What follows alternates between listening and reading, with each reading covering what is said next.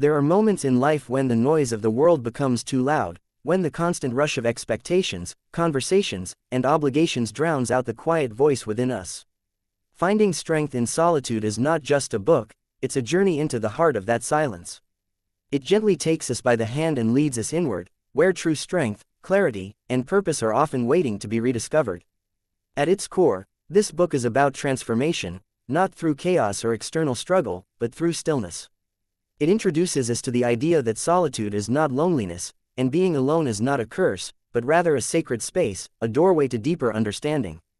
The world often teaches us that value is found in connection, in crowds, in productivity, but this book whispers a different truth, that your worth is not dependent on how visible you are to others, but on how connected you are to yourself.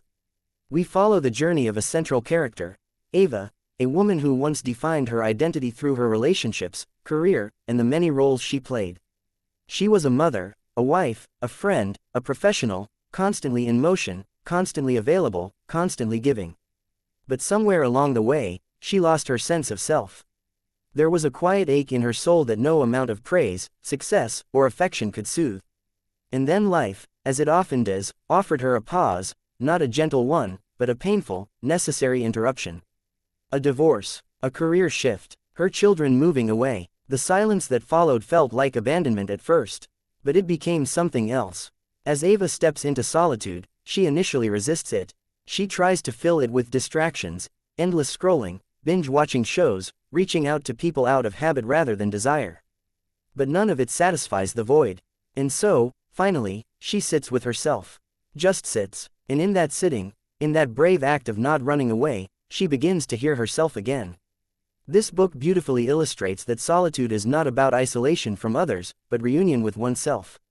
It is in the still moments, the quiet mornings, the slow walks alone, where Ava begins to remember who she truly is, not in relation to others, but as a soul with her own rhythm, needs, and dreams.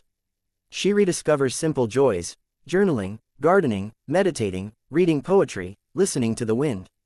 These are not distractions, they become acts of self-love, small rituals that reconnect her to her essence. One of the most profound insights from the book is this: solitude teaches us to become our own safe space.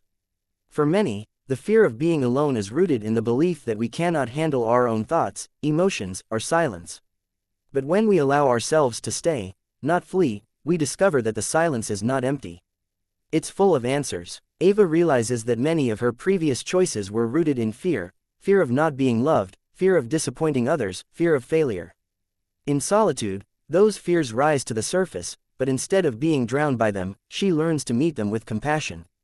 She begins to talk to herself not as a critic, but as a friend. There's a moment in the book, simple yet powerful, where Ava is sitting on her porch during sunset, wrapped in a shawl, drinking tea. Nothing extraordinary is happening, and yet, she is overwhelmed by a sense of peace she hasn't felt in years. That moment encapsulates one of the book's core messages: strength is not always loud or dramatic. Sometimes, it's quiet. It's the strength to be still, the strength to feel, the strength to begin again. Finding Strength in Solitude also challenges the modern myth that we must always be on, always connected, always responding. It critiques the idea that our value lies in our availability to others rather than our alignment with ourselves. Through Ava's journey, we are reminded that disconnecting from the world is not selfish, it's essential. Not forever, but for long enough to come back to ourselves. Only when we are full within can we give to others without losing ourselves in the process. The book weaves in the wisdom of ancient teachings as well, drawing on the practices of mindfulness, stillness, and inner observation found in philosophies from the East and contemplative traditions of the West.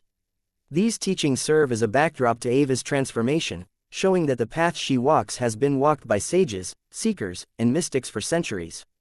And while the world may have changed, the inner terrain of the soul remains timeless. Another key lesson from the book is about boundaries. Solitude teaches Ava where her true energy goes, and where it should no longer flow. She learns to say no, not with guilt, but with grace. She learns that not every call must be answered, not every invitation accepted. This clarity doesn't come from bitterness, but from self-awareness. She is no longer afraid of missing out, because she's finally found something she doesn't want to miss: herself. There's also healing in solitude. Ava reflects on old wounds, childhood insecurities, betrayals, patterns she once ignored. Solitude becomes a space where healing begins. She writes letters she doesn't send. She cries without needing to explain. She forgives, not for others, but to set herself free. This part of her journey is raw and real, and the book doesn't sugarcoat it. Growth in solitude is not always comfortable, but it is always authentic.